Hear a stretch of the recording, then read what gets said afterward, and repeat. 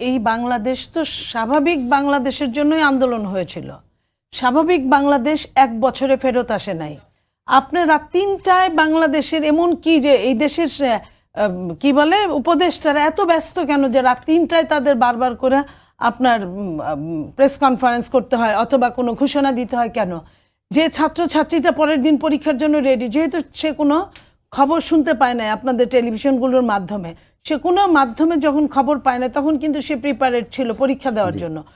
রাত 3টার সময় যদি ঘোষণা হয় তার জানার কথা না, তার পরিবারের জানার কথা না, সকালে ওই বাচ্চাটা পরীক্ষার জন্য রেডি হয়ে যখন বাইরে বের হয়েছে তখন যদি শুনে যে তার পরীক্ষা ক্যান্সেল হয়েছে, তাহলে কি এমন তারা করলো?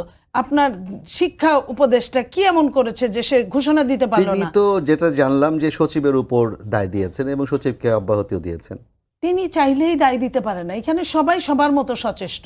এখানে সচিবও তো দেখলাম না, উনি সিনিয়র সহকারী সচিব মনে হয়, যিনি আমি টেলিভিশনে দেখলাম। তো এই যে এই উপদেশটা, আপনার দায় কিন্তু উপদেশটাকে নিতে হবে। আপনার এই যে ছেলেমেয়েরা বিক্ষোভ করেছে বা এই যে ঘটনা ঘটেছে, আপনি চান বা না চান, দায় কিন্তু চিফ অ্যাডভাইজারকেই নিতে হবে। এটাই স্বাভাবিক। তাহলে আপনার মনে করেন যে বিএনপি যখন ক্ষমতায় ছিল তখন যত দুর্ঘটনা ঘটেছে বিএনপিকেই দায় নিতে হয়েছে। আওয়ামী লীগের যখন ছিল, আওয়ামী লীগের দুর্ঘটনা আওয়ামী লীগ নেক বা না নেক তার ঘাড়ের উপরই কিন্তু এখনো বিডিআরের দায় আছে। এরকম অনেক অনেক অনেক দায় আছে।